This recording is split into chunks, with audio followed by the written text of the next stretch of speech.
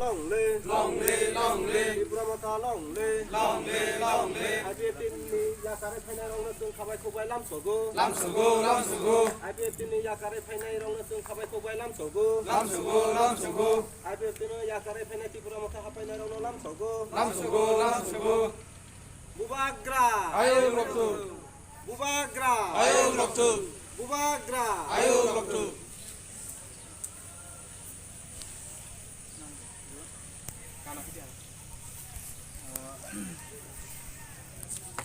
मेला हामबाय दिनै सम्पतिला पूर्व ताक्का तलसि फायै जों कायसा मिटिं खालायखा मिटिंनि परे सिनियर फाय मानजा फायखा IPFT नि प्रेसिडेन्ट बोर्ड प्रेसिडेन्ट ते cashier borok ni logeo kwbangma borok faika o jagao 20 family 60 voter जों bai tini Tripura motha fai tini joining khlai faika borokno जों khabai khubai lamsogo borokni naharmung ebong tini bubagrani naharmung same huni borok busak bosi nakha tini borokni bo demand tong kaisa Greater Tripura land aboni bagai जों borokno yasagui nakha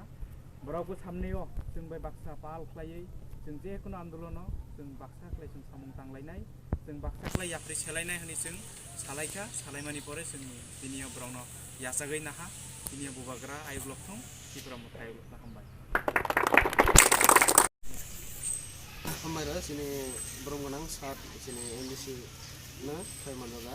थाय बैरो जत बिसेस करे सिनि पाल रंनो बेलेखे नि खामानि हामदोंमा सिबे मेयाफोरा आं basic लेटग्रा तामनाय आं माने आंनि लाइफ दिरबा सिनि जे सिनि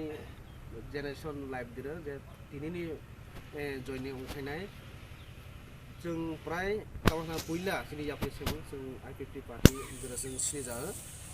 प्राय 10-11 বছর जों सिनि जाय दं बिनि बागै नायबा एकटा सिनिबो इमां दङ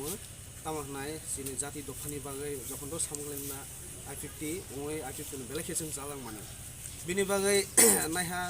जों सरकारबो फायहा तबे फायहा किन्तु नायबा सामंथ तामनाय 3 বছর नहा कोनो माने एकटा एजेन्डा बिजन्थ जों साक्सेस खालामैया ओय जों तामनाय डिसिसन लाहा तामनाय ताबो जे सिनि एडिसि फायनाय कदाल सिनि महाराजानि जे नेतृत्वनि तंगै नायहा ब्रंनि सामुं नायबो बेलेखे जादा बिनि बागै जों आगे सिनि डिमान्ड दं माने तामनाय Tripura land ताबो जों महाराजानि ग्रेटार Tripura land नो जों बेलेखे जादागै ताबो जे बुसकांनि जे सिनि जेनेरेशन नि बागै जों वानसोय बिनि बागै जों